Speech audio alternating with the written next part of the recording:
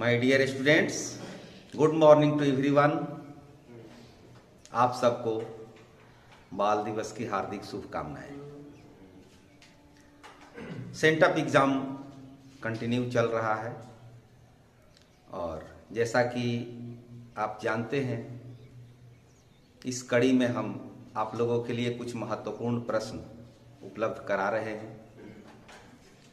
आज विज्ञान के प्रश्नों को हम देखेंगे। एमसीक्यू प्रश्न है, लेकिन उसके विकल्प हम नहीं लिखेंगे, हम सीधे उसका उत्तर याद करेंगे। उसी के तहत पहले भौतिक विज्ञान के प्रश्नों को देखते हैं। ये प्रश्न आपकी परीक्षा के लिए अति महत्वपूर्ण है। पहला प्रश्न है, प्रकाश के परावर्तन के नियमों की संख्या है। अब इसमें विकल्प तो दिया हुआ है, लेकिन विकल्प को ना देख करके हम केवल उत्तर याद करेंगे। तो परावर्तन के कितने नियम हैं? तो 2 नियम हैं। दूसरा है, प्रकाश का वेग सबसे अधिक कहां होता है? ठोस में, द्रव में, गैस में या निर्वात में? तो शून्य या निर्वात में।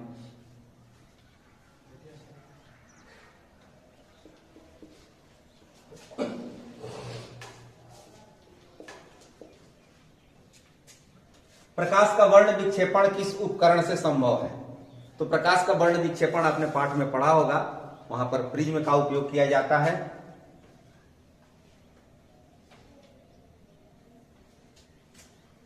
सामान्य नेत्र के लिए स्पष्ट दर्शन की न्यूनतम दूरी होती है 25 सेंटीमीटर।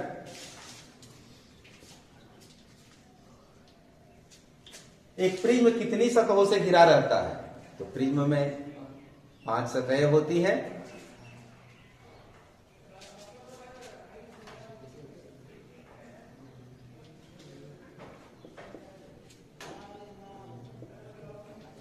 इन 5 सतहों में 3 सतहें त्रिभुजाकार होती हैं और 2 सतह आयताकार। किस दर्पण में हमेशा वस्तु से छोटा प्रतिबिंब बनता है? तो जैसा आप जानते हैं, समतल दर्पण में बराबर बनता है, अवतल में काल्पनिक बनता है तो बड़ा बनता है, लेकिन उत्तल दर्पण में हमेशा छोटा प्रतिबिंब बनता है।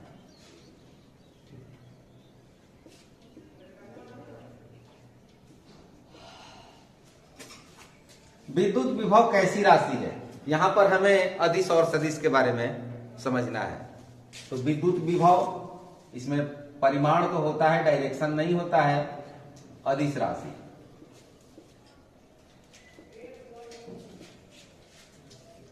साइड मिरर के रूप में उत्तल दर्पण,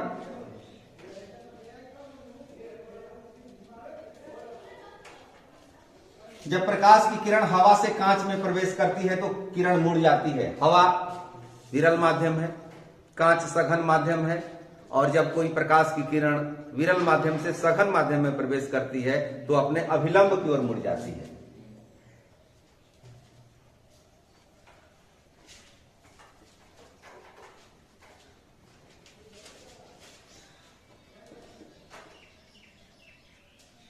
चुंबकीय क्षेत्र का एसआई मात्रक टेस्ला।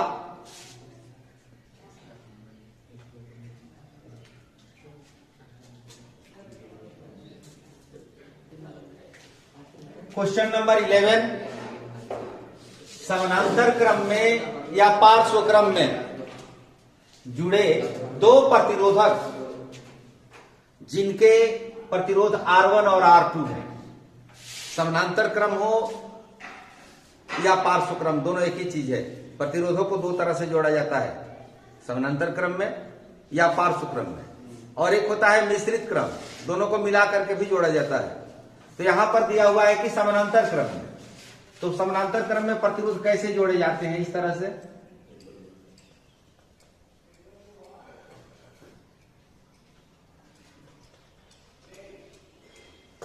तरह से प्रतिरोध जोड़े जाते हैं। ये R1 हुआ, ये R2 हुआ। धारा यहां से प्रवाहित होती है, इधर निकल जाती है। तो इनका समतुल्य प्रतिरोध क्या होगा? समतुल्य प्रतिरोध का सूत्र होता है 1/R is equal to 1/R1 plus 1/R2। इसको सॉल्व कर लेते हैं। R1 इंटू R2 एलसीएम हो गया, R2 प्लस R1, ये हो गया 1/r, R का मान हो गया R1 into R2 upon R1 plus R2। आपको यही उत्तर लिखना है, आपको यही लास्ट वाला ये उत्तर आपको लिखना है। R is equal to R1 R2 upon R1 plus R2। Joule प्रति कूलाम कहा जाता है। तो जूल मात्रक है कार्य का, कूलाम मात्रक है आवेश का। सूत्र होता है W is equal to V into Q. W बराबर V क्यू, तो V बराबर W बाई क्यू, ये विभवांतर है और ये है कार्य, यह है आवेश। कार्य का मात्रक जूल, इसका मात्रक आवेश। जूल प्रति कूलम विभवांतर के मात्रक के बराबर होगा, अर्थात वोल्ट।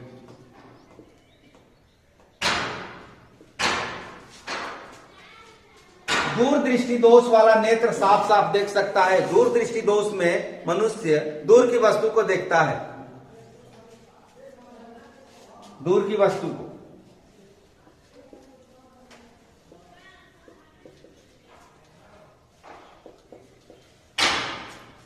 हमारे घरों में विद्युत आपूर्ति की जाती है और यह होती है 220 वोल्ट। 220 वोल्ट की प्रत्यावर्ती धारा होती है। तो दूरदृष्टि दोष, दूर की वस्तु, और हमारे घरों में जो विद्युत आपूर्ति होती है 220 वोल्ट की प्रत्यावर्ती धारा, अल्टरनेटिंग करंट होती है। 12 वोल्ट पर हम बैटरी से धारा लेते हैं, डायरेक्ट करंट होता है वो। लघु पथन के समय विद्युत धारा का मान क्या होता है?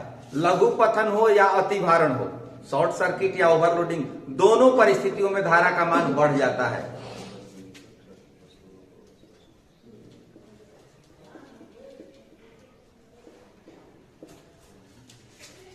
16वां प्रश्न बिजली का सुचालक है। अब यहां पर यदि विकल्प न लिखा जाए तो बिजली के सुचालक तो बहुत सी धातुएं हैं।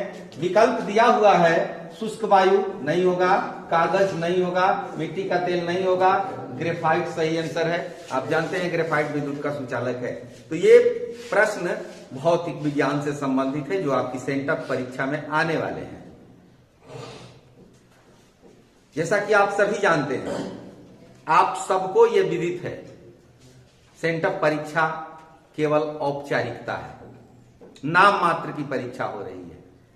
किसी विद्यालय में कोई विषय पहले दिन हो रहा है और किसी विद्यालय में वही विषय 4 दिन के बाद होने वाला है। तो ये परीक्षा की गोपनीयता रह कहां गई है? ये परीक्षा एक खिलवाड़ है, बच्चों के जीवन से खिलवाड़ है, आपके भविष्य से खिलवाड़ किया जा रहा है। और ये खिलवाड़ कौन कर रहा है? हमारी सरकार कर रही है। हमारी सरकार आपके भविष्य को बिगाड़ना चाहती है। वो नहीं चाहती है कि यहां की जो आने वाली पीढ़ी है वो शिक्षित हो, सही तरह से साक्षर हो, उनको ज्ञान हो। परीक्षा में चोरी कराना उनका एक परंपरा बना लिए है। प्रश्न पत्र बाजार में बहुत पहले से उपलब्ध है और कहेंगे नकल को रोक दो। नकल खुद करा रहे हैं और नकल को रोकने का उपदेश देते हैं। इससे कोई बात नहीं, आप अपनी तैयारी कीजिए, यही परीक्षा आपकी अंतिम परीक्षा नहीं है। आगे के प्रश्नों को भी हम देखेंगे। अब रसायन विज्ञान के प्रश्नों को देखेंगे। ये भी प्रश्न परीक्षा में आने वाले हैं। आप सब जानते हैं, मैं भी जानता हूं, यही पेपर मिलेगा आपको। उत्तर याद रखें, साथ में समझते चले। क्षारीय विलयन का पीएच मान कितना होता है? क्षारीय विलयन 7 से अधिक होता है।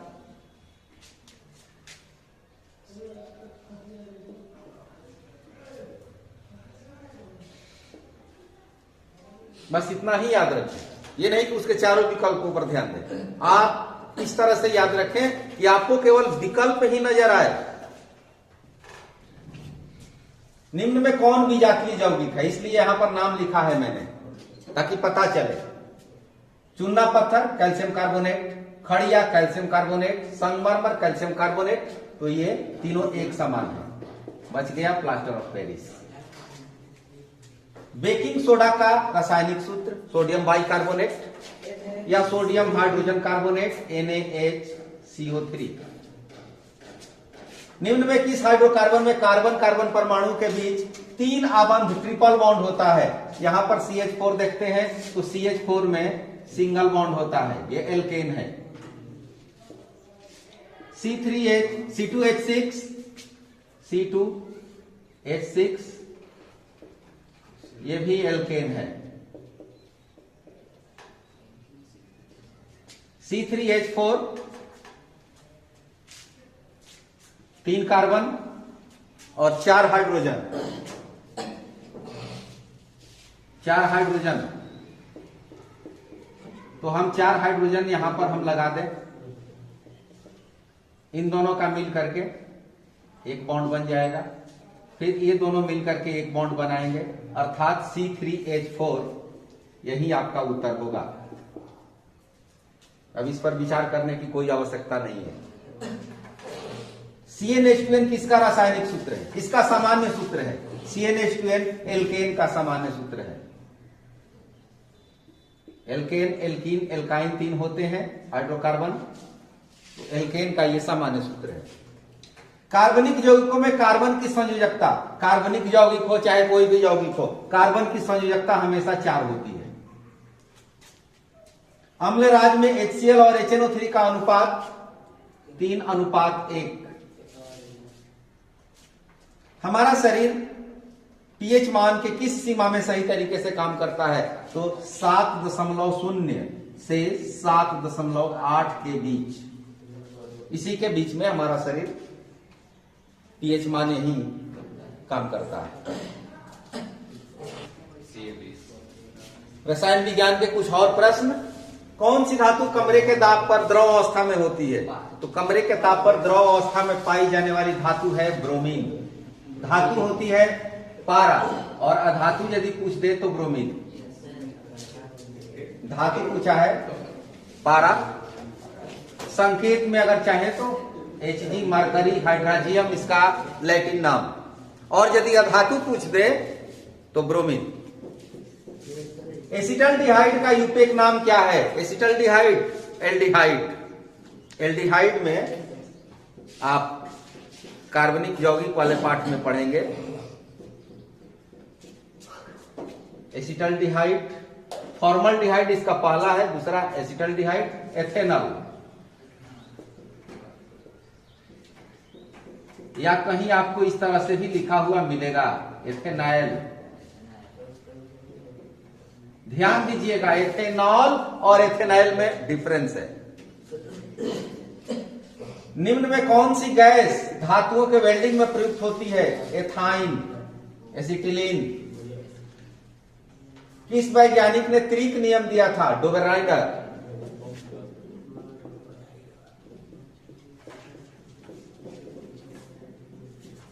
नाम के स्पेलिंग में इधर उधर हो सकता है। मेंडेलीव की आवर्त सारणी में आवर्त की संख्या 6 होती है। कोयला और पेट्रोलियम जीवाश्म ईंधन के उदाहरण हैं।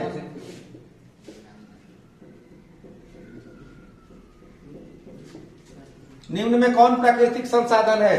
वायु, जल, मृदा, ये तीनों हैं, अर्थात इसमें इनमें सभी सही होगा। कैल्शियम की परमाणु संख्या कितनी होती है? 20।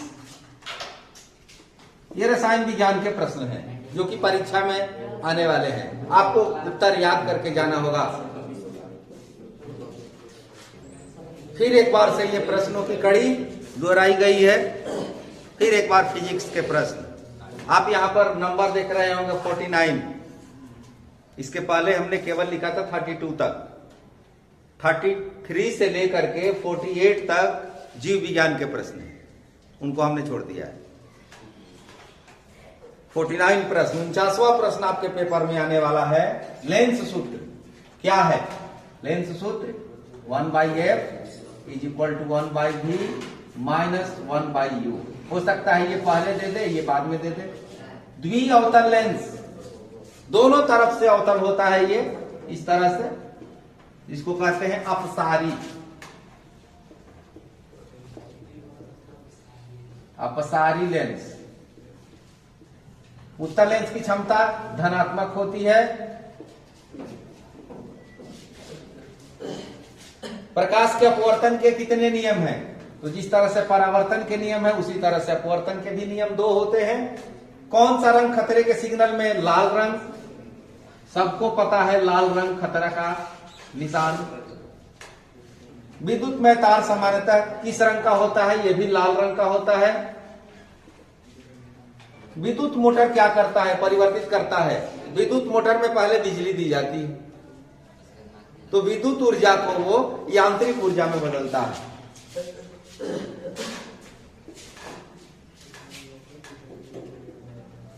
विद्युत ऊर्जा को यांत्रिक ऊर्जा में।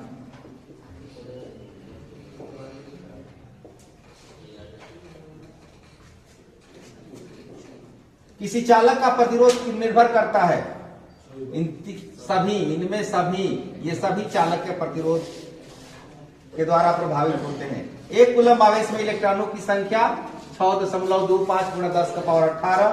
कौन सा निम्न में कौन नाभिकीय विखंडन को नियंत्रित करता है? तो कैडमियम की छड़ होती है जो नाभिकीय विखंडन को नियंत्रित करती है।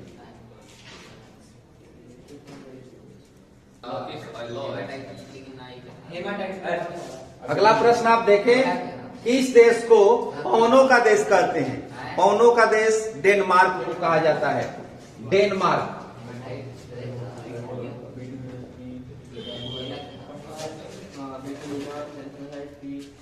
निम्न में अपघटन अभिक्रिया का उदाहरण बताएं। तो अपघटन अभिक्रिया वियोजन अभिक्रिया, टूटने वाली अभिक्रिया जिसमें अभिकारक केवल अकेले होता है, ये संयोजन अभिक्रिया है। ये द्विविस्थापन डबल डिस्प्लेसमेंट या इसको उदासीनीकरण अभिक्रिया कहते हैं, अपघटन नहीं है। ये भी द्विविस्थापन। तो हमारा उत्तर ये होगा। क्लोरोफॉर्म का अणुसूत्र CHCl3। निम्न में कौन लवण है? तो साल्ट तो यही है, ये तो अम्ल है, ये क्षार है, ये क्षार है, ये नहीं होगा। सोडियम क्लोराइड साधारण नमक। लोहे की परमाणु संख्या 26 होती है। किस धातु को चाकू से काटा जा सकता है? जो विकल्प दिया है उसके अनुसार तो आपका उत्तर सोडियम होगा। प्रश्न में जो विकल्प उपलब्ध है उसके अनुसार सोडियम, पोटासियम, लिथियम भी हो सकते हैं। हेमाटाइट किस धातु का अयस्क है? लोहा का अयस्क है।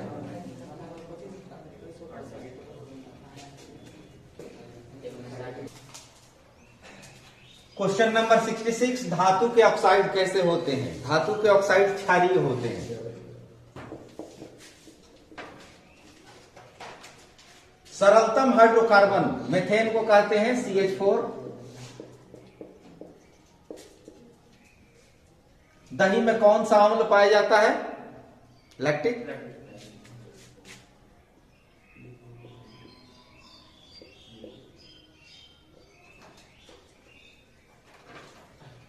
तो ये ऑब्जेक्टिव टाइप क्वेश्चंस फिजिक्स और केमिस्ट्री के साथ में आप तैयार कर लेंगे लॉन्ग आंसर टाइप क्वेश्चंस।